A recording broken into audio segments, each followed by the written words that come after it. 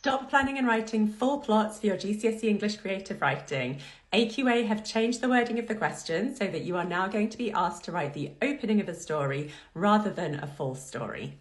This means less focus on the plot and more focus on the quality of writing, which will ensure better answers. But how can you make sure that you're writing a really effective story opening? I'm Grace, an English teacher, tutor and examiner, and here's what I recommend. So the opening of the story is really setting the scene. Imagine that this is the first couple of pages of a brilliant new novel that you're working on.